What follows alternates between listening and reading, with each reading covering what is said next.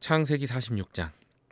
이스라엘이 모든 소유를 이끌고 떠나 브엘세바에 이르러 그의 아버지 이삭이 하나님께 희생제사를 드리니 그 밤에 하나님이 이상 중에 이스라엘에게 나타나 이르시되 야곱아 야곱아 하시는지라. 야곱이 이르되 내가 여기 있나이다 하매 하나님이 이르시되 나는 하나님이라. 내 아버지의 하나님이니 애굽으로 내려가기를 두려워하지 말라. 내가 거기서 너로 큰 민족을 이루게 하리라. 내가 너와 함께 애굽으로 내려가겠고 반드시 너를 인도하여 다시 올라올 것이며 요셉이 그의 손으로 내 눈을 감기리라 하셨더라. 야곱이 브엘세바에서 떠날새 이스라엘의 아들들이 바로가 그를 태우려고 보낸 술에 자기들의 아버지 야곱과 자기들의 처자들을 태우고 그들의 가축과 가나안 땅에서 얻은 재물을 이끌었으며 야곱과 그의 자손들이 다 함께 애굽으로 갔더라. 이와 같이 야곱이 그 아들들과 손자들과 딸들과 손녀들 곧 그의 모든 자손을 데리고 애굽으로 갔더라. 애굽으로 내려간 이스라엘 가족의 이름은 이러하니라. 야곱과 그의 아들들 곧 야곱의 맏아들 르우벤과 르우벤의 아들 한옥과 발루와 헤스론과 갈미오, 시므온의 아들은 여무엘과 야민과 오핫과 야긴과 스할과 가나안 여인의 아들 사울이요. 레위의 아들은 게르손과 그핫과 무라리요. 유다의 아들 곧 엘과 오난과 셀라와 베레스와 세라니. 엘과 오난은 가나안 땅에서 죽었고 베레스의 아들은 헤스론과 하물이요. 이사갈의 아들은 돌라와 부하와 욕과 시므론이요. 스불론의 아들은 세렉과 엘론과 얄르엘이니 이들은 레아가 밧단 아람에서 야곱에게 난 자손들이라. 그 딸 디나를 합하여 남자와 여자가 33명이며 가세 아들은 시뵉과 학기와 순이와 에스본과 에리와 아로디와 아델리오. 아셀의 아들은 임나와 이스와와 이스위와 브리와와 그들의 누이 세라며 또 브리아의 아들은 헤벨과 말기엘이니 이들은 라반이 그의 딸 레아에게 준 실바가 야곱에게 낳은 자손들이니 모두 16명이라. 야곱의 아내 라헬의 아들 곧 요셉과 베냐민이요. 애굽 땅에서 온의 제사장 보디베라의 딸 아스낫이 요셉에게 낳은 므낫세와 에브라임이요. 베냐민의 아들 곧 벨라와 베겔과 아스벨과 게라와 나아만과 에히와 로스와 무빔과 훗빔과 아르시니 이들은 라헬이 야곱에게 낳은 자손들이니 모두 14명이요. 단의 아들 후심이요. 납달리의 아들 곧 야스엘과 구니와 예셀과 실렘이라. 이들은 라반이 그의 딸 라헬에게 준 비라가 야곱에게 낳은 자손들이니 모두 7명이라. 야곱과 함께 애굽에 들어간 자는 야곱의 며느리들 외에 66명이니 이는 다 야곱의 몸에서 태어난 자이며 애굽에서 요셉이 낳은 아들은 2명이니 야곱의 집사람으로 애굽에 이른 자가 모두 70명이었더라. 야곱이 유다를 요셉에게 미리 보내어 자기를 고센으로 인도하게 하고 다 고센 땅에 이르니 요셉이 그의 수레를 갖추고 고센으로 올라가서 그의 아버지 이스라엘을 맞으며 그에게 보이고 그의 목을 어긋맞춰 안고 얼마 동안 울매 이스라엘이 요셉에게 이르되 내가 지금까지 살아있고 내가 내 얼굴을 보았으니 지금 죽어도 족하도다. 요셉이 그의 형들과 아버지의 가족에게 이르되 내가 올라가서 바로에게 아뢰어 이르기를 가나안 땅에 있던 내 형들과 내 아버지의 가족이 내게로 왔는데 그들은 목자들이라 목축하는 사람들이므로 그들의 양과 소와 모든 소유를 이끌고 왔나이다 하리니 바로가 당신들을 불러서 너희의 직업이 무엇이냐 묻거든 당신들은 이르기를 주의 종들은 어렸을 때부터 지금까지 목축하는 자들이온데 우리와 우리 선조가 다 그러하니이다 하소서. 애굽 사람은 다 목축을 가증히 여기나니 당신들이 고센 땅에 살게 되리이다. 오늘 말씀은 하나님은 우리의 부모이십니다 라는 제목으로 오늘 말씀을 한번 나눠보도록 하겠습니다. 하나님은 우리에게 항상 명령을 하시죠. 따르라 명령을 하십니다. 그런데 그 따르라고 하신 그 하나님이 어떤 분이신가 하는 것을 우리가 살펴볼 필요가 있다는 것입니다. 하나님은 우리에게 말씀하세요. 내 명령에 순종하라. 이 율법의 말씀을 지켜라. 내가 너에게 지시하는 곳으로 가라. 나를 따르라. 이렇게 이제 말씀을 하시죠. 다 이제 말은 다르지만 결국에는 다 같은 말이에요. 하나님의 인도하심 따라 가라라는 뜻이죠. 그죠? 하나님은 항상 우리에게 방향을 제시하시고 길을 제시하시는 하나님이십니다. 아멘이십니까? 네. 그런데 이제 하나님께서 우리에게 그렇게 말씀하실 때, 명령하실 때, 순종하라, 지켜라, 따르라, 가라 라고 하실 때 우리의 감정은 어떻습니까? 썩 내키지 않는 거죠.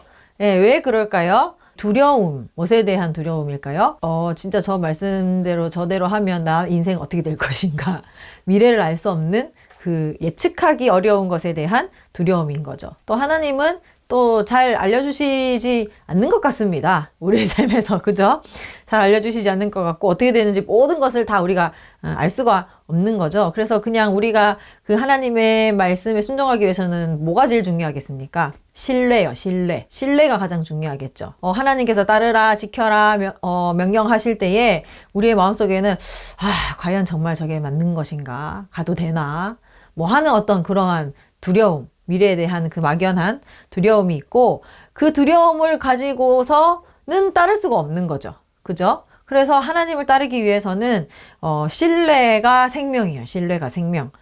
그 신뢰가 없으면 우리가 기꺼이 즐겁게 따르기가 정말로 쉽지가 않다. 그래서 우리가 하나님을 따르기 위해서는 뭘 알아야 되느냐? 하나님이 어떤 분이신지를 우리가 잘 알아야 됩니다. 네, 하나님이 어떤 분이신지를 알고 그 안에서 우리가 신뢰를 할 수 있어야 되는데, 하나님은 항상 기억하세요. 하나님은 우리에게 늘 소망을 주시는 분이십니다. 어떤 소망이요? 하나님 나라에 대한 소망을 주시는 분이시죠. 그래서 하나님의 나라를 이루는 것에 항상 목적과 목표를 두고 계시고, 우리의 삶을 그 길로 인도하시는 분이 하나님이십니다. 아멘이십니까? 그래서 하나님의 인도를 따라가면 어디에 도착하게 될까요? 하나님의 나라에 도착하게 된다. 네, 하나님은 우리에게 하나님 나라를 주시기 원하시는 분이고, 소망을 주시기를 원하시는 분이시고, 좋은 것을 주시기를 원하시는 분이시다 라는 것을 우리가 늘 기억하고 있어야 됩니다. 그리고 또 한 가지를 우리가 기억해야 할 것이 있는데, 그것이 무엇이냐면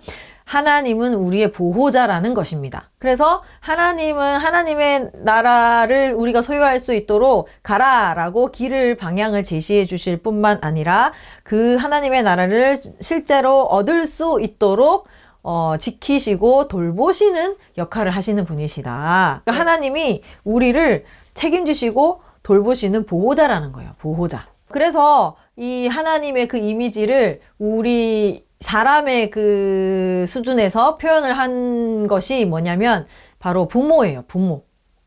부모님이 어떤 역할을 하는 분이십니까? 자녀들의 그 길, 무엇이 옳고 그른지에 대하여서 가르치고 교훈하고, 그죠? 그리고 그 자녀의 필요를 공급해 주시고, 그죠? 먹이고 재우고 입히고, 그죠? 그리고 또 부족한 부분을 채워주고 도와주고 하는 것이 부모잖아요. 그것이 부모잖아요. 참된 부모라면. 그래서 하나님이 그러한 이미지를 성경 말씀에서 많이 말씀을 하셨습니다. 로마서 8장 15절 말씀을 한번 읽어보도록 하겠습니다. 로마서 8장 15절 말씀. 너희는 다시 무서워하는 종의 영을 받지 아니하고 양자의 영을 받았으므로 우리가 아빠, 아버지라고 부르짖느니라. 아멘. 우리가 이제는 종의 영이 아니고 양자의 영을 받았다. 그죠? 성령 하나님께서 우리 속에 오시면서 우리가 양자의 영을 받았으므로 우리가 하나님을 어떻게 부른다고요? 예, 아버지, 아빠, 우리 육신의 부모님, 아버지에 대한 기억이 안 좋으신 분들은 하나님을 아빠라고 부르는 게 쉽지 않다. 그리고 아버지라고 불러도 별 감흥이 없고. 예, 그런데 우리 하나님은 그런 아빠가 아니고 정말로 우리를 사랑하시고 보호하시는 참된 아버지. 아멘이십니까? 네. 그래서 예수님께서도 이렇게 말씀을 하십니다. 요한복음 14장 18절 찾아봅시다. 시작. 내가 너희를 고아와 같이 버려두지 아니하고 너희에게로 오리라. 네. 그러니까 하나님이 우리를 고아와 같이 내버려 두지 않고 우리에게로 와서 부모의 역할을 감당해 주시겠다라고 이야기를 하고 계시는 것입니다. 네, 하나님은 이렇게 자기를 우리와의 관계에서 부모와 자식의 관계로 자주 표현을 하고 있어요. 저의 생애에서 가장 행복했던 때가 언제인가라고 물어보신다면 저는 주저하지 않고 이야기를 할 수가 있습니다. 진짜 아무것도 철 모르는 초등학생 때. 예, 초등학생 때. 그때가 제일 행복했다라고 이야기를 할 수 있어요. 그때 정말로 세상 걱정 근심이 없죠. 예, 세상 내가 앞으로 뭘 먹고 살아야 되는지, 나의 인생은 이제 어떻게 되는지 이런 걱정이 하나도 없었습니다. 그저 열심히 공부하고 친구들이랑 뛰어놀고, 주는 밥 먹고, 주는 용돈 받아서 간식도 사 먹고, 학원 가라면 학원 가고, 학교 가라면 학교 가고, 병원 가라면 병원 가고, 하지 말라고 하면 하지 말고, 놀으라 하면 놀고, 예, 그러면서 정말로 인생에 대한 깊은 고뇌가 전혀 없었던, 예, 그런 시기가 초등학생이었는데, 그때 정말로 그 우리를 보호하시는 그 부모 밑에서 나를 지지해주고, 나의 모든 필요를 공급해주고, 나에게 울타리가 되어주는 그 부모님 밑에서, 정말 아무 걱정 없이 그저 놀고, 그저 그냥 공부하고, 예, 그 부모님의 지지 아래에서 그렇게 살았던 때가 정말로 행복했던 것 같아요. 그러니까 아무 걱정과 근심과 염려가 없는 거죠. 뭐 부모님에게 혼나기도 하지만, 때로는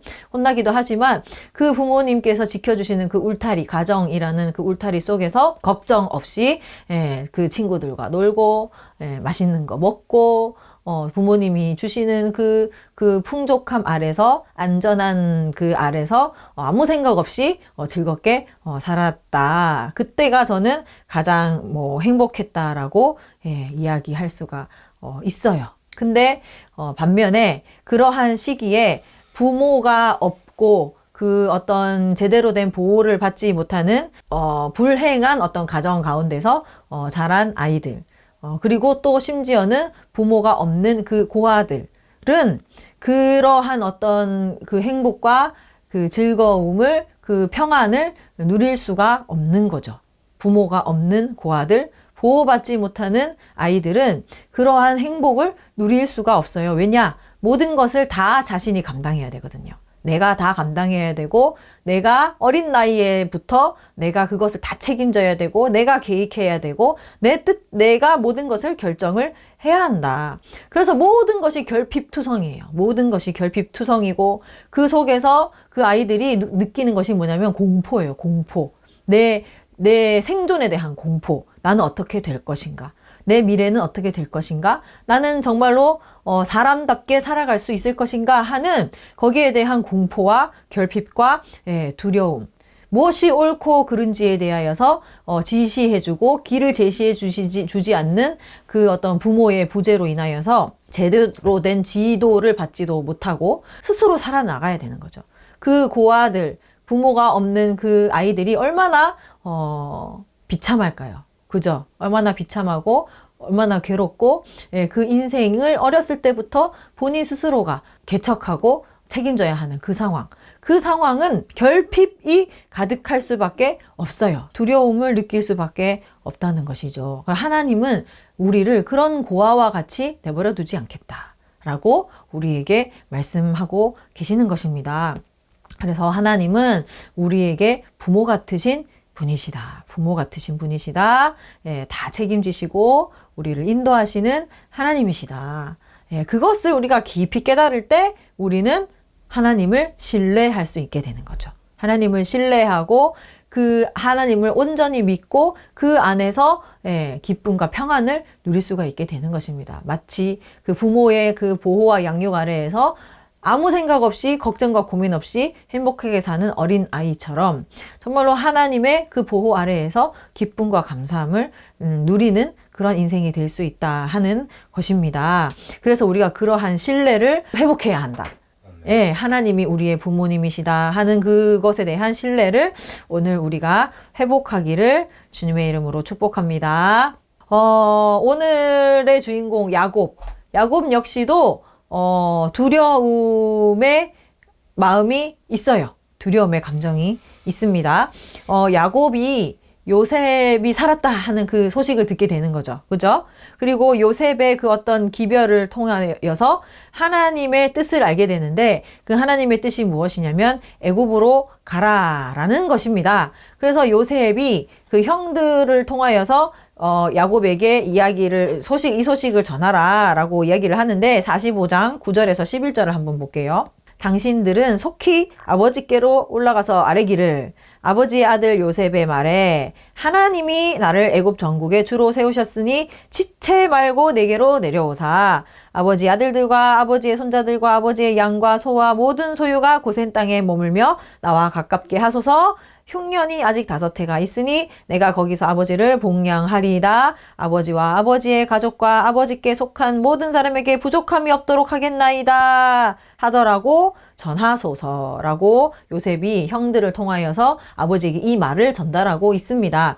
이 말의 핵심이 뭡니까? 하나님이 나를 애굽에 주로 세우셨다. 그리고 하나님이 우리를 살리기 위하여서 나를 앞서 보내셨다. 그리고 하나님께서 이 기근 가운데 우리를 죽지 않게 하기 위하여서 나를 통하여서 우리 가족을 살릴 것이다. 라고 하나님께서 말씀하셨고, 그것을 위하여서 아버지는 모든 가족들을 다 이끌고 나에게로 오라. 그래서 이 애굽 땅에서, 고센 땅에서 함께 거하면서 나와 가깝게 있으면서 물질의 공급함을 받으면서 여기에서 살자라고 요셉이 야곱에게 이야기를 하고 있습니다. 그 가운데 하나님의 뜻이 있고 하나님께서 인도하신다라는 것을 요셉의 입을 통하여서 야곱이 듣게 되었어요. 그 이야기를 들은 야곱의 마음이 어떨까요? 너무 기쁘겠죠. 그죠? 죽었다 살아온 그 요셉이 그냥 겨우 목숨만 연명한 것이 아니고 애굽의 총리가 되어서 자신의 모든 삶의 그런 것들을 다 책임진다라고 얘기를 했을 때 마음이 얼마나 기뻤을까요? 그 요셉의 얼굴을 다시 본다라는 사실이 너무 기뻤을 것입니다. 그런데 한편은 또 야곱의 마음에는 뭐가 있었냐면 두려움이 있었어요. 두려움. 그래서 창세기 46장 3절, 오늘 본문의 말씀의 3절을 한번 보면 하나님이 말씀하시는 부분에서 야곱이 두려워하고 있구나 하는 것을 알게 돼요. 하나님이 말씀하십니다. 하나님이 이르시되 나는 하나님이라 네 아버지의 하나님이니 애굽으로 내려가기를 두려워하지 말라라고 이야기하고 계시는 거죠. 그죠? 그러니까 이 말은 뭐예요? 야곱의 마음은 요셉이 생존하였고 요셉이 좋은 것으로 나를 봉양하고 그 사실에 대하여서 너무 감사하고 너무 기쁜 거예요. 그런데 한편으로는 또 이제 그 애굽으로 이주해야 한다라는 그 사실 자체가 너무 부담스러운 거죠. 부담스럽고 두렵다라는 것이에요. 그래서 야곱의 마음 가운데는 애굽으로의 이주가 기쁘면서도 두려움이 있었다. 구체적으로 어떤 두려움이 있었을까? 우리 한번 생각을 한번 해봅시다. 첫 번째, 야곱의 두려움은 익숙한 곳을 떠나는 것에 대한 두려움이었어요. 공감 가시죠? 지금 야곱의 나이가 몇 살인 줄 아십니까? 130세예요. 130세. 130세의 노인인데 그러고 나서 이제 17년 후에 이제 야곱이 죽게 되거든요. 그러니까 이제 130세라는 것은 굉장히 나이가 들고 노쇠한 노인이라는 거죠. 근데 그 노인이 이사를 간다? 모든 가족을 다 이끌고 먼 애굽 땅에 가서 다시 정착을 한다? 그것이 어떨까요? 굉장히 부담스러운 일이지 않을까 생각합니다. 그죠? 굉장히 부담스러울 것이라고 생각해요. 이 가나안 땅에 야곱이 정착하기까지도 굉장히 어려웠거든요. 그 형과의 그 갈등, 에서 형과의 갈등 속에서 그것을 이겨내고 겨우 가나안 땅으로 돌아왔어요. 그래서 그 땅에서 겨우 이제 정착하고 있는데, 그리고 또 그 과정 가운데서 또 세겜 사람들과 부딪히기도 하고 하면서 이 우여곡절이 많은 그 상황 가운데서 야곱이 그 가나안 땅에 이제 정착을 했어요. 겨우 이제 정착했어. 이제 그곳에 힘들게, 힘겹게. 그래서 이제 몇 년을 사는 거예요. 몇십 년을 거기에 사는 거예요. 그래서 거의 이제 한평생을 여기에서 살겠구나 하면서 살고 있는데 말년에 130세의 나이에 하나님은 또 이 고향을 떠나라는 거예요. 다시 고향을 떠나서 애굽으로 가라고 하시는 거예요. 그러니까 야곱에게는 그것이 부담스럽고 힘든 일이 될 수밖에 없겠죠. 미래가 어떻게 될 것인가? 내가 이곳을 떠나서 다른 곳에는 또 잘 적응할 수 있을 것인가? 이것이 굉장히 익숙하고 이제 겨우 안정감을 느꼈는데 이 안정감에서 벗어나서 또 새로운 곳에 적응하는 그 곳으로 나아가야 한다라는 것이 130세의 이 노인에게는 정말로 쉬운 일이 아닐 것이다라는 것입니다. 여러분, 하나님의 인도는 언제나 익숙한 것에서부터 익숙하지 않은 곳으로의 떠남을 요구하는 거죠. 하나님께서는 항상 요구하신다. 이걸 간단하게 말하자면 뭐예요? 변화를 요구하신다. 늘 변화를 요구하시고 어떤 도전을 우리에게 요구하시는 건데 그것이 너무나도 쉽지가 않아요. 그래서 우리 마음에 두려움이 생기는 거예요. 내가 이 안정적인 곳을 떠나서 또 그곳으로 나가면 나 또 적응해야 되고 거기에서는 과연 안정할 수 있을까? 거기에서는 또 평안할 수 있을까? 미래에 대한 어떤 그 걱정과 염려, 가 있다는 거예요. 사람들이 기본적으로 그런 마음을 가질 수밖에 없다. 그것이 당연하다. 그래서 우리에게 필요한 것이 하나님을 향한 신뢰가 필요하다라는 것이죠. 그래서 이 야곱에게도 이 애굽으로의 이주가 굉장히 부담스러운 일이었다. 그래서 두려웠다. 그리고 또 한 가지는 뭐가 두려웠냐면 이 하나님께서 애굽으로 이주하라고 하시는 이 인도하심이 정말로 확실한 것인가?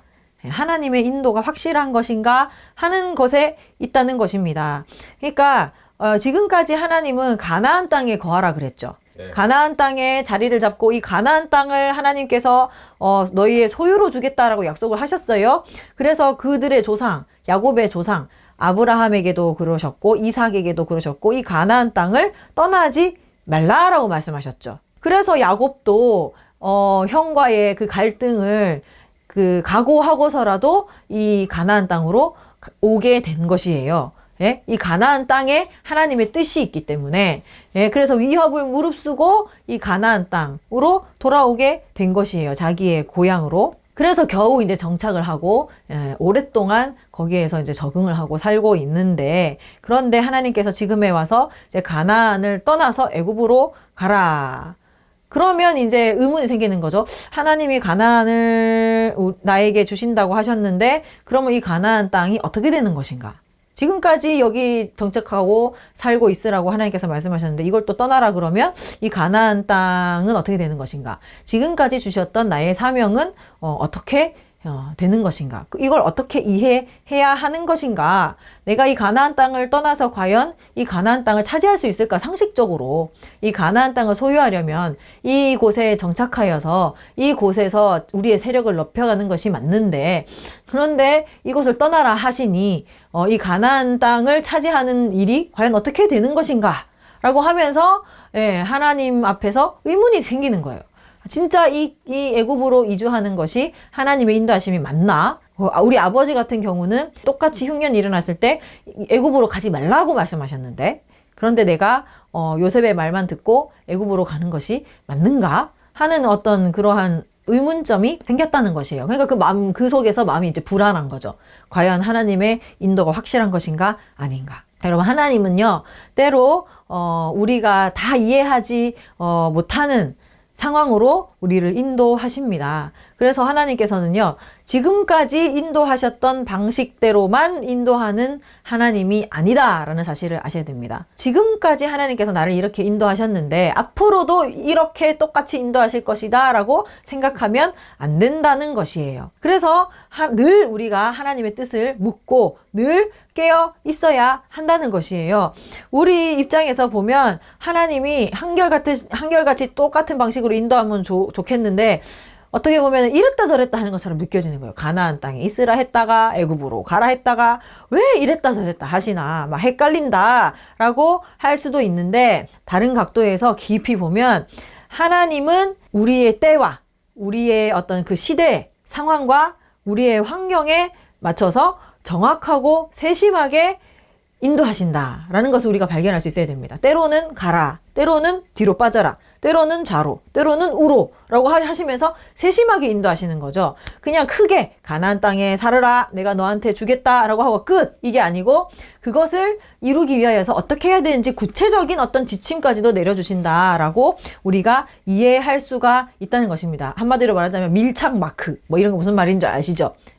우리에게 딱 붙어서 우리의 상황을 다 코치하고 밀착 마크하면서 우리를 인도하고 계신다는 것이에요. 그래서 가나안 땅을 주시는 것에는 변함이 없지만 우리에게 천국을 소유하게 하시는 것은 변함이 없지만 하나님의 나라를 누리게 하시는 것에는 변함이 없지만 그 상황에 따라서 유동적으로 움직일 필요가 있고 하나님께서는 그것을 세심하게 인도하신다는 거예요. 그래서 이랬다 저랬다가 아니고 하나님은 우리를 세심하고 정밀하게 우리의 상황을 그때그때마다 인도하신다라는 것입니다.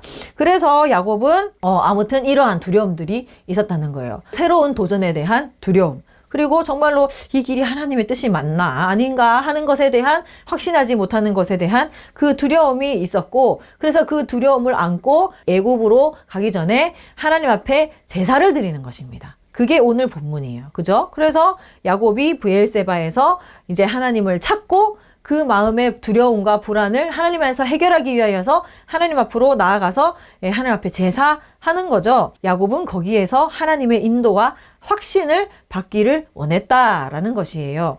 요셉이 하나님의 뜻을 야곱에게 전달했습니다. 형들을 통하여서. 그죠? 하나님이 나를 앞서 보내셨고 하나님이 우리 가정을 살리기 위하여서 나를 보내셨다. 그러니까 아버지는 내가 있는 곳으로 와야 한다라고 요셉이 이야기를 했어요.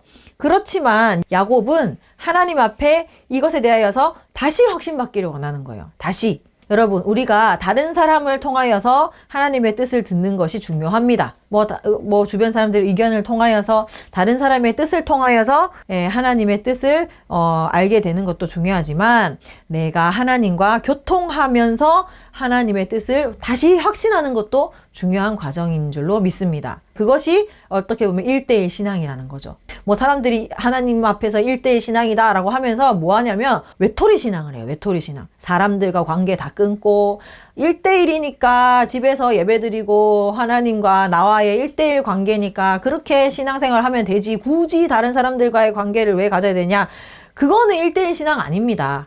그게 1대1 신앙이 아니고 하나님과 정말로 1대1로 교제하고 관계하면서 그 안에서 또다시 확신을 얻고 나와 하나님만의 어떤 그 관계, 그것을 갖는 것이 1대1 신앙이라는 것이죠. 그래서 야곱이 요셉을 통해서 하나님의 뜻을 들었음에도 불구하고 또 내가 하나님 앞에 확신을 받고 나아가기 위해서 하나님을 찾는다라는 것입니다. 그래서 야곱이 그렇게 자기 마음에 두려울 때 하나님을 찾았다는 것입니다. 우리도 어떻게 해야 되는 거예요? 우리의 마음에 확신이 없는 것 같고 어떻게 해야 되는지 모를 것 같고 두렵고 이 길이 맞나 싶고 내가 가는 길에 정말로 하나님께서 함께 하시나 하라는 어떤 두려움들이 있을 때 하나님을 찾으세요. 하나님을 찾고 그 안에서 확신과 하나님의 인도를 받으시기를 바랍니다. 그 하나님을 찾을 때에 하나님께서는 분명히 나타나셔서 응답하시는 하나님이십니다. 창세기 46장 3절에서 4절을 읽어보도록 하겠습니다. 하나님이 이르시되 나는 하나님이라 네 아버지의 하나님이니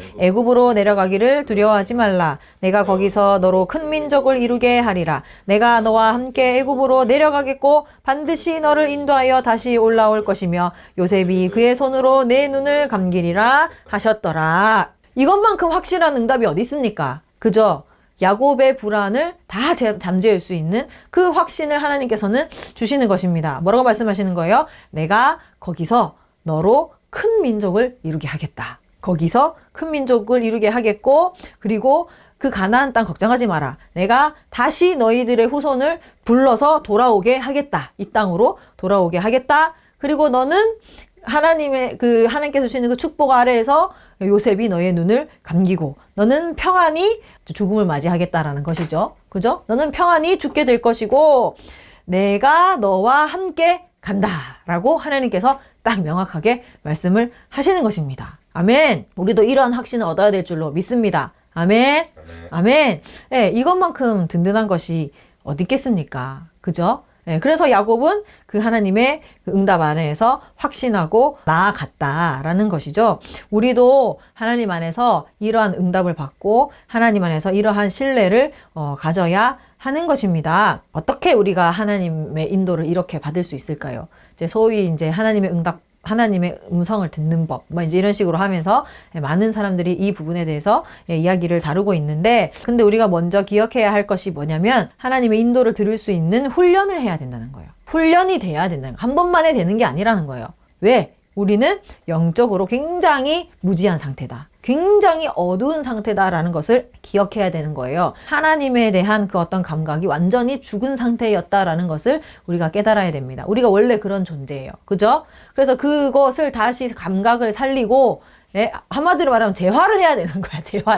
재활 훈련을 해야 되는 거야. 다 죽은 거야. 그러니까 어떤 훈련들이 필요하다는 거죠. 제가 전체적으로 한번 쭉 정리를 해드릴게요. 하나님의 인도를 어떻게 받는가 되게 중요하잖아요. 그죠? 그걸 인도를 잘 받아야 뭘 하든지 말든지 하니까. 그래서 첫 번째 우리가 기억해야 될 것은 뭐냐면, 하나님 나라의 그 큰 틀을 잊으면 안 된다는 거예요. 하나님 나라의 큰 틀을 잊지 말라라는 것이에요. 이게 뭐냐면 하나님의 목적은 분명하다는 거죠.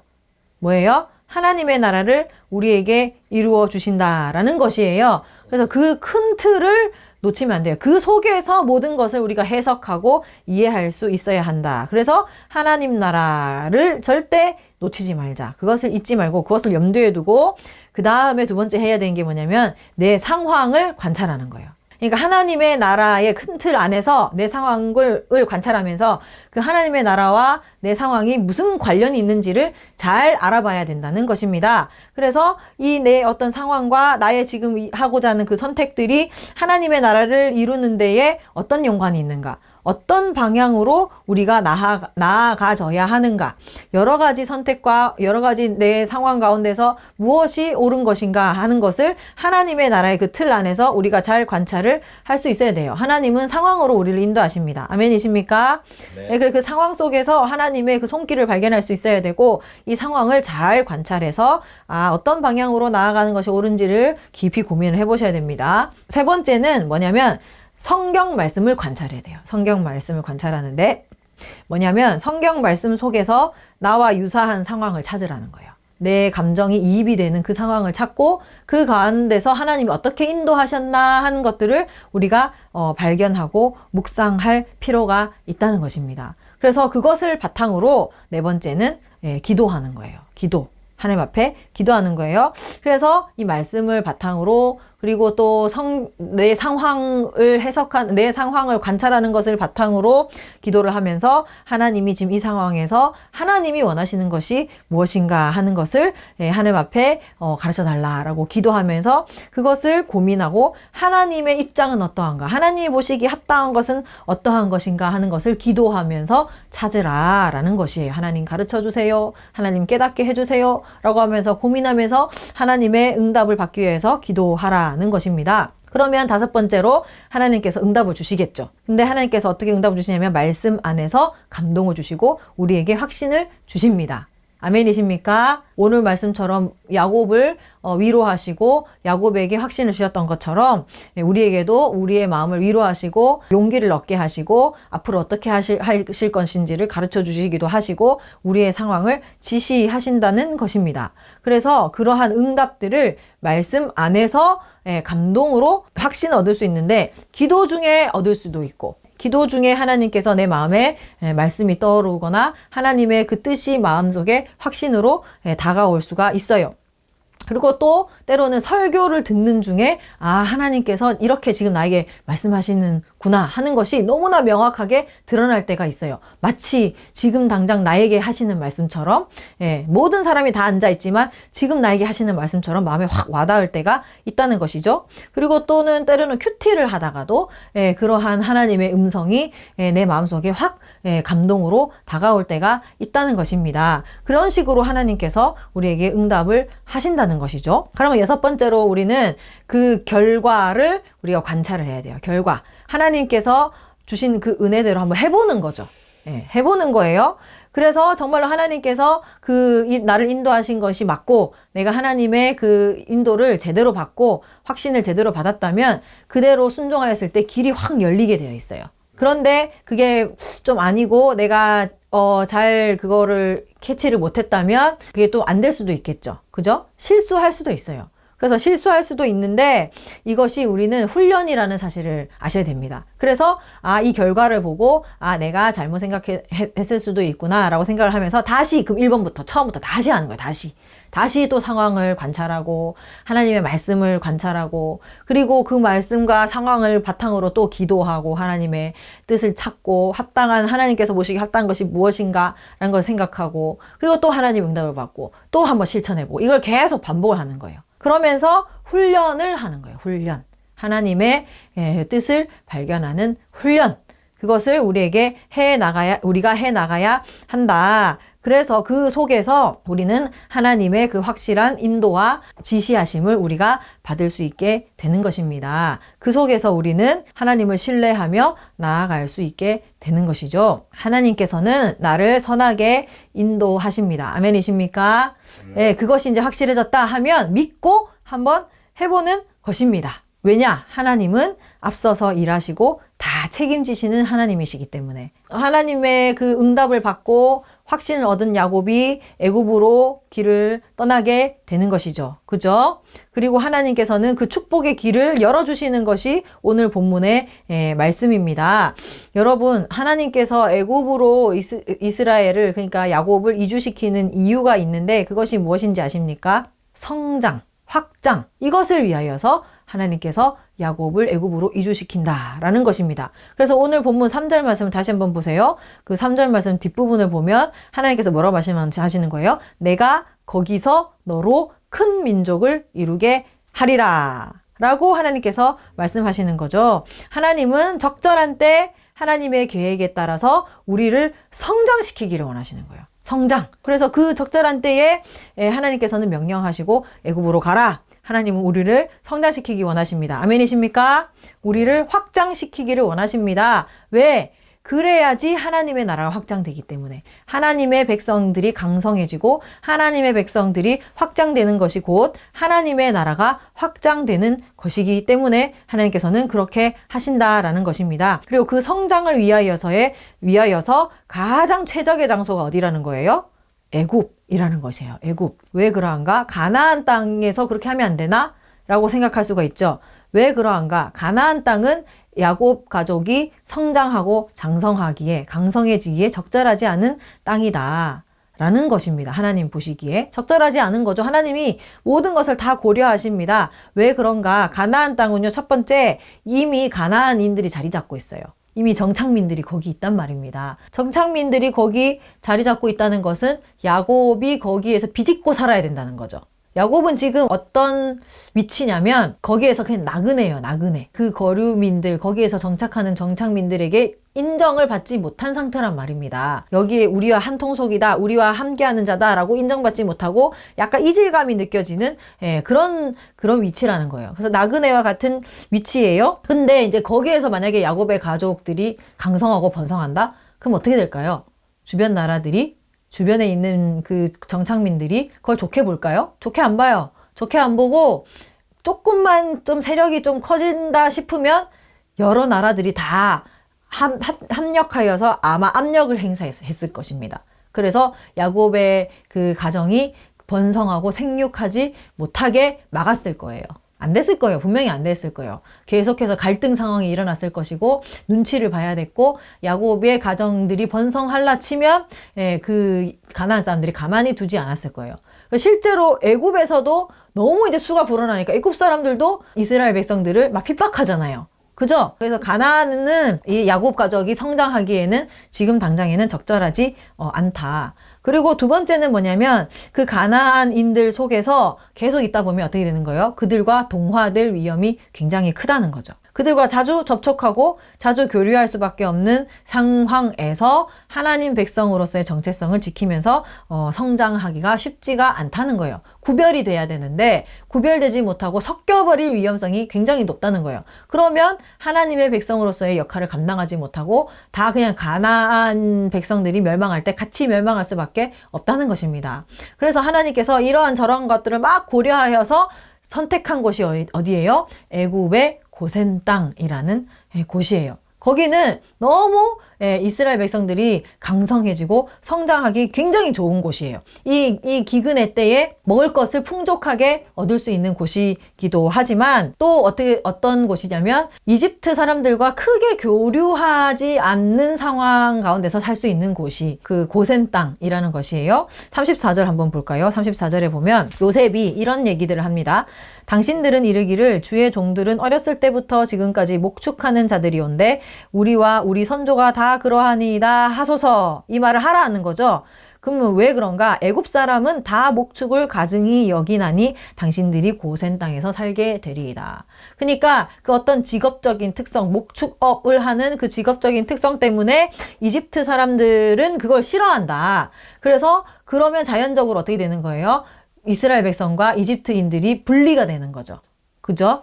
그래서 교류가 적게 되고 이스라엘 백성들이 이스라엘 백성으로서 정체성을 가지면서 강성하고 생육하고 번성할 수 있다. 그리고 또 한 가지는 요셉을 하나님께서 미리 보내셔서 요셉 때문에 그 애굽 사람들이 이스라엘 백성들에게 굉장히 호의적이라는 것이에요. 그러니까 적대적인 것이 아니고 호의적이어서 어느 순간까지는, 어느 때까지는 너무 강성하고 불어나기 전까지는 요셉을 기억하는 그 사람들이 생존하고 있을 그 당시까지만 해도 이스라엘 백성들에게 굉장히 호의적이어서 이스라엘 백성들이 거기에서 마음 놓고 평안하게 지내면서 생육하고 번성하더라도 그 애굽 사람들이 거기에 대해서 싫은 마음이 없다는 거예요. 싫은 마음이 없고 요셉에 대하여서 정말 고마움을 느끼고 요셉 때문에 우리가 살았다 라고 하면서 굉장히 호의적인 그런 감정을 애굽 사람들이 가지고 있다. 그래서 거기에서 그렇게 막 눈치를 볼 필요가 없었다라는 것입니다. 바로의 그 반응을 보면 그것을 우리가 볼 수가 있어요. 창세기 45장 16절 요셉의 형들이 왔다는 소문이 바로의 궁에 들림에 바로와 그의 신하들이 다 기뻐했다. 이런 일이 있을 수가 없죠. 그죠? 가나안 사람들은 그 야곱을 항상 경쟁자로 봐요. 호신탐탐 그들이 뭐 잘 되지 않을까 막 나를 침범하지 않을까라고 견제하는데 그 요셉의 형들이 왔다라는 소문을 듣고 바로와 그 신하들은 어쨌다고요? 오히려 막 기뻐했다는 거예요. 그러면서 바로가 얘기를 하는 거예요. 18절 보세요. 너희 아버지와 너희 가족을 이끌고 내게로 와라. 자기네들이 나서서 와라. 와서 여기에서 살으라. 내가 너희에게 애굽의 좋은 땅을 주리니 너희가 나라의 기름진 것을 먹으리라. 굉장히 호의적인 거죠. 그죠? 그러니까 이러한 상황을 하나님께서 만드신 거예요. 만드시고 정말로 좋은 장소를 선정하셔서 이스라엘 백성들이 강성하고 자라고 번성하고 생육할 수 있는 그 환경을 만드시고 어디가 적절한가를 잘 살펴보시고 애굽으로 선택을 하시고 그곳으로 하나님께서는 가라라고 하시는 것입니다. 하나님의 생각은 굉장히 깊어요. 굉장히 사려 깊고 모든 것을 다 염두에 둔 그러한 생각을 하시는 분이 하나님이시라는 것이에요. 하나님의 생각은요, 첫 번째, 우리의 번성과 확장에 있어요. 항상 우리의 번성과 확장에 있어요. 교회의 확장에 있어요. 성도들의 확장에 있고 순종하는 자들의 확장에 있고 하나님 자녀들이 확장되는 것에 하나님께서는 관심이 있습니다. 하나님은요, 온 세상에 충만하라 라고 말씀하셨어요. 그리고 땅끝까지 복음을 전하라 라고 이야기를 하셨습니다. 그러니까 땅끝까지 번성하여서 땅끝까지 하나님의 영광을 드러내고 땅끝까지 하나님의 복음을 전하게 하시는 것이 하나님의 뜻이다. 하나님은 우리의 성장과 확장에 늘 관심이 있고 그것을 염두에 두고 계신다 하는 것입니다. 아멘이십니까? 그리고 하나님은 그 성장과 확정을 위하여서 무엇을 해야 할지, 무엇이 필요한지를 깊이 고민하신다는 거예요.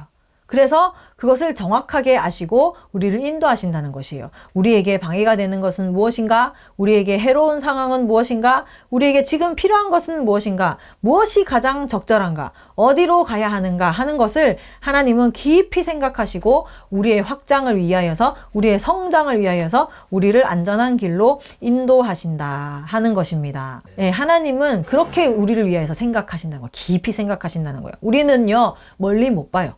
그래서 그냥 당장 이 가나안 땅에 있으면 되는 줄 아는데 하나님은 다 아시는 거예요. 우리는 시야가 좁아서 우리의 필요를 다 알지 못하고 앞일을 전혀 예상하지 못하고 우리가 고려하지 못했던 그러한 부분들이 많다는 거예요. 그래서 우리의 생각에는 리스크도 많고 우리의 생각에는 오류도 많고 우리의 생각은 틀린 생각들이 굉장히 많다는 것이에요. 결론적으로 잘 모른다는 거죠, 우리는. 그래서 하나님이 뭐라고 그랬어요? 우리를 어린아이다.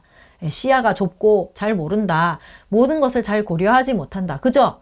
우리 예준이 봐서 알잖아요. 앞뒤 생각도 안 하고 막 달리는 거 보셨죠? 네. 근데 우리가 그렇다는 거예요. 우리가 아무 생각이 없다는 거예요. 예? 깊이 생각을 못 한다는 거예요. 이런 여기에 가면 부딪히지 않을까? 저기에 가면 내가 뭔가 잘못되진 않을까? 이런 거를 생각하지를 못한다는 것입니다. 전혀 고려하지 못한다는 거예요. 그런데 부모는 어때요? 그 모든 상황을 다 고려하는 거죠. 그죠? 애가 이렇게 하다 보면 다칠 수도 있다. 여기 가면 엎어진다. 저기 가면 문제가 생긴다. 라는 것을 다 아는 거예요.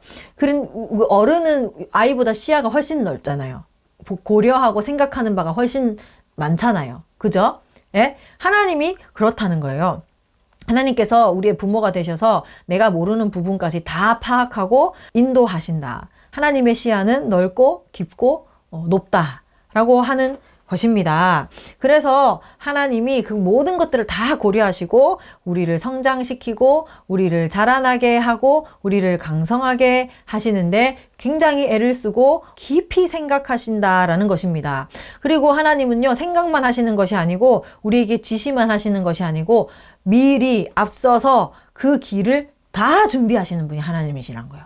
다 준비하고 다 예비하신다는 이 말씀을 보면서 하나님이 너무 우쭈쭈 하시는 거 아닌가, 너무 다 챙겨주는 게 아닌가라는 생각이 들 정도로 하나님께서는 다 예비해 놓으신다는 거죠. 보면 어떻게 보면은 그 성장 과정에서 어린아이와 같은 때는 또 이런 것들이 다 필요할 때가 있는 것 같아요. 갓난아기를 보고 네가 알아서 네 인생을 개척해라 할 수 없잖아요. 그죠? 다 준비해 놓고 다 예비해 놓는 부모처럼 하나님께서 그 길을 다 미리 앞서 가셔서 다 그 길을 준비하고 다 예비해 놓으시는 거예요. 그게 누구예요? 요셉인 거죠. 그죠? 하나님이 그냥 야곱에게 무턱대고 야, 애굽에 있는 고센 땅이 훨씬 좋은 것 같으니까 거기 가서 생육하고 번성하라 이렇게 하신 것이 아니에요. 그곳에 가서 정착할 수 있도록 그 아들, 사랑하는 아들 요셉을 미리 보내셔서 요셉이 먼저 가서 애굽 다 적응했어. 예? 애굽의 문화, 애굽의 상황 이런 거 싹 다 적응해 놓고 거기에서 이제 가족들을 불러놓고 여기에서 살아라. 여러분, 우리가 미국 갈 때, 미국 가서 만약에 정착해서 살아야 된다 할 때 아는 사람 있는 거랑 없는 거랑 차이가 얼마나 큰지 아십니까? 그죠? 예? 이민해서 살을 때 아는 사람 있는 거랑 없는 거랑 천지 차이예요. 그래서 한인교회가 그렇게 발달을 하는 거예요. 한인교회 가면 모르지만 한국 사람들이 거기 다 있잖아. 그죠? 먼저 적응한 사람들이 있잖아요. 그 사람들의 도움을 받고 적응하는 것과 내가 가서 혼자서 개고생해야 되는 것과는 큰 차이가 있다는 거예요. 하나님이 미리 요셉을 보내셔서 애굽의 모든 상황들을 다 적응할 수 있도록 다 훈련을 시켜 놓으셨다. 뿐만 아니라 그곳에서 높은 자리에 있으면서 그 이스라엘을 야곱의 가족을 돌볼 수 있도록 싹 다 준비를 해 놓았다. 그리고 또 요셉이 먼저 가서 이스라엘 백성들이 잘 정착하고 살 수 있는 땅이 무엇인지를 다 알아보고 다 선정해 놓고 고센 땅을 선정해 놓고 그리고 거기에서 또 요셉이 영향력 있는 사람이 되어서 그 애굽 사람들의 호의도 다 받아 놓고 그죠? 그러니까 야곱은 그냥 진짜 몸만 가면 되는 상황이에요. 몸만 가서 거기에서 이제 잘 정착하고 살 수 있도록 하나님이 다 준비해 놓으셨다. 여러분, 하나님은요, 진짜 성실하신 분이에요.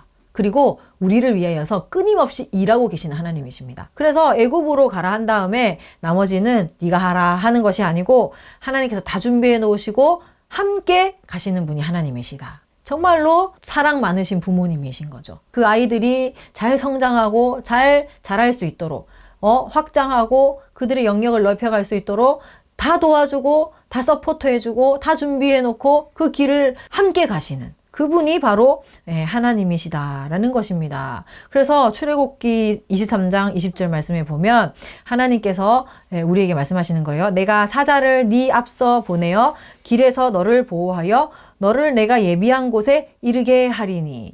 내가 사자를 내 앞서 보내어 하나님은 사자를 우리 앞서 항상 보내신다는 거예요. 길에서 너를 보호하여 너를 내가 예비한 곳에 이르게 하리니. 다 예비해 놓고 계신다는 것입니다. 그분이 하나님이십니다. 그리고 하나님은 우리가 시험 당할 때조차도 다 미리 예비하시고 감당하게 하시는 분이세요. 고린도전서 10장 13절 사람이 감당할 시험 밖에는 너희에게 당한 것이 없나니 오직 하나님은 미쁘사 너희가 감당하지 못할 시험 당함을 절대 허락하지 않으시고 또 시험 당할 즈음에 피할 길을 내사 너희로 능히 감당하게 하시느니라. 하나님은 내가 시험 받을 때조차도 그것을 다 감당할 수 있도록 미리 다 준비해 놓으시고 피할 길을 예비해 놓으시고 우리를 인도하신다는 것입니다.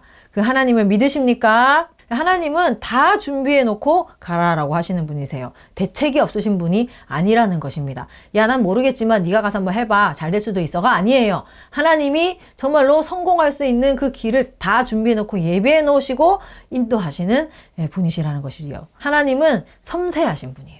그리고 하나님은 성실하게 일하시는 분이시고 하나님은 그렇게 우리를 다 책임지시는 하나님이시다라는 것입니다. 믿으시기 바랍니다. 그래서 우리는 그 하나님을 신뢰하자. 그 주님을 신뢰하자. 야곱의 길을 인도하신 하나님이 우리의 길도 인도하신다라는 것입니다. 여러분, 하나님은요, 우리의 구원을 위하여서 언제부터 준비하신지 아십니까? 창세 전부터 준비했어요. 창세 전부터 준비하시고 예비하시고 모든 것을 완벽하게 처음부터 끝까지 창세 전부터 예비하셔서 하나님의 나라를 완성하는 그 곳까지 하나님은 완벽하게 준비해 놓으셨다는 것입니다. 에베소서 1장 4절에서 5절 말씀에 이렇게 사도 바울이 얘기를 합니다. 곧 창세 전에 그리스도 안에서 우리를 택하사 우리로 사랑 안에서 그 앞에 거룩하고 흠이 없게 하시려고 그 기쁘신 뜻대로 우리를 예정하사 예수 그리스도로 말미암아 자기의 아들들이 되게 하셨으니. 예, 하나님은 창세 전부터 우리를 다 계획하시고 우리의 삶을 다 계획하시고 우리가 하나님의 아들들이 되게 하셔서 하나님의 나라를 소유하게끔 다 예비해 놓으셨다. 다 준비해 놓으셨다는 것입니다. 그 주님을 믿으시기를 바랍니다. 그래서요, 우리가요, 성경을 알면 알수록 하나님을 더 신뢰하게 되어 있어요. 성경 전체를 보면 볼수록 하나님의 그 구원 계획이 얼마나 치밀한지 몰라요. 진짜 놀라워요. 그래서 우리가 다 발견도 못해요. 너무 치밀하고 너무 놀라운 하나님의 그 계획을 우리는 성경을 통하여서 볼 수 있고 그것을 차근차근 이루어 나가시는 그 하나님을 우리가 발견할 수가 있다는 것입니다. 하나님은요, 지금도 우리를 위하여서 열심히 일하고 계십니다. 믿으시기 바랍니다. 그래서 우리의 삶에 필요한 것이 무엇인지를 다 고려하고 계시고 다 생각하고 계시고 그것을 다 계획하고 계시고 다 준비해 놓고 인도하시는 하나님이시다라는 것이에요. 그래서 예수님이 계속 말씀하시는 것이 수고하고 무거운 짐진 자들아 다 내게로 와라. 내가 너희로 쉬게 하겠다. 그냥 쉬게 하겠다고 하는 것이 아니에요. 하나님이 다 계획해 놓고 다 생각해 놓고 뭐가 좋은지 뭐가 나쁜지 다 가르쳐 주고 그리고 다 준비해 놓고 우리를 인도하신다는 것입니다. 그 하나님이 그래서 부르시는 거예요. 수고하고 무거운 짐진 자들아 다 내게로 와라. 내가 너를 쉬게 하겠다. 예? 하나님이 다 계획하시고 다 인도하신다. 그래서 우리가 그것만 믿고 나아가면 우리는 광성해질 수 있고 성장할 수 있고 확장될 수 있다라는 것입니다. 그런데 그 하나님을 신뢰하지 못하고 그 하나님을 따르지 못한다면 계속해서 수고하고 무거운 짐을 지는 거죠. 내가 결정하고 내가 계획하고 내가 준비하고 내가 다 실행해야 되는 거예요. 아까 말한 것처럼 진짜 고아와 같은 삶인 거예요. 부모가 없어요. 그냥 아무것도 없어. 난 미천도 없어. 아무것도 없는 그냥 고아인데도 불구하고 내가 내 인생을 다 결정해야 되고 내가 다 계획해야 되고 내가 다 준비해야 되고 내가 다 실행해야 한다는 것입니다. 그런데 문제는 우리가 어린아이라는 거예요. 근데 어린아이가 자기의 길을 스스로 개척하고 나간다 생각해 보세요. 그게 잘 되겠습니까? 절대 안 돼요. 아버지 없는 고아의 삶이 그렇게 힘들다라는 것이에요. 얼마나 고달픈지 말로 다 할 수가 없다. 그래서 그 고아들이 자기의 그 후원자 그 한 명만 있어도 그 사람을 의지하고 살아간다라는 이야기를 들을 때 얼마나 마음이 아픈지 모릅니다. 그러니까 자기를 책임져 줄 수 있는 사람이 아무도 없다는 거죠. 도와줄 수 있는 사람이 아무도 없다는 거예요. 이 험한 인생을 자기 스스로 혼자 살아내야 하는 그 고아의 인생이 얼마나 고달프겠습니까? 그 속에 너무나 많은 시행착오들이 있고 그냥 너무 밑바닥에서부터 시작해야 되는 거예요. 다 실패하고 고생하고 이런 것이 계속해서 반복된다는 것입니다. 그래서 누구 하나 자기를 책임져 줄 수 있는 사람만 있으면 그 하나 믿고 그거 의지하고 그 고아들이 자신의 삶을 당당하게 살아나갈 수 있다. 그래서 사람들이 막 금수저, 은수저 그런 얘기들을 하는 것이 그냥 하는 얘기가 아니에요. 그냥 하는 얘기가 아니에요. 뭐 금수저는 돈이 많아서 다 된다. 그게 아닙니다. 돈 많다고 다 되는 것이 아니고 금수저가 잘 되는 이유가 있어요. 왜냐하면 부모님이 능력이 있죠. 그리고 부모님이 이미 삶을 다 살아봤기 때문에 어떻게 해야 성공할 수 있는지 길을 알아요. 그래서 잘 코치를 해줄 수가 있어요. 그리고 도와줄 수가 있어요. 좋은 선생님 붙여줄 수 있고, 좋은 인맥들이 이미 다 있고, 그래서 그 혈연, 지연 이런 것들을 무시를 못하는 것이, 그가 미리 이제 다 해놓은 사람들의 도움을 받을 수가 있다는 거죠. 그래서 그런 베이스가 있는 부모님 밑에서 자란 아이들과 아무것도 없는, 정말로 아무것도 없는 고아가 같이 시작할 수가 없는 겁니다. 같이 시작할 수가 없는 거예요. 그래서 우리가 금수저 하는 거예요. 사실은 그 부모가 있고 없고의 차이가 진짜 너무 크다는 것이죠. 현실이 그렇다는 것입니다. 그걸 무시할 수가 없다는 것이죠. 그런데 우리는 그것을 무시한다는 것이 아니고 그것을 뛰어넘을 수 있는 길이 있다는 거예요. 그게 누구예요? 하나님이에요. 하나님. 여러분, 금수저 부모님을 얻기를 원합니까? 이 세상 천지 만물을 다스리시는 하나님 부모를 얻기를 원하십니까? 둘 다요. 뭐 이렇게 하는 분도 있겠지만 예, 둘 다 있으면 좋겠죠. 그런데 결국에는 궁극적으로는 하나님 아버지. 그분이 나를 인도하시는 것입니다. 그래서 이 땅에서 고아와 같이 내 육신의 부모에게 버림을 받았다 할지어도 그 사람에게 소망이 있는 것은 하나님이 나의 부모님이 되시면 그 사람은 금수저를 가진 하나님이 없는 그 사람들보다도 훨씬 소망이 있다는 것입니다. 아멘이십니까? 아멘. 아멘. 그래서 우리가 하나님 아버지를 붙잡아야 할 줄로 믿습니다. 사람의 부모는 한계가 있지만 하나님은요, 완전하십니다. 그리고 하나님은 완벽하십니다. 감히 누가 사람에게 완전하고 완벽하다고 말할 수 있겠습니까? 절대 사람은 그럴 수가 없어요.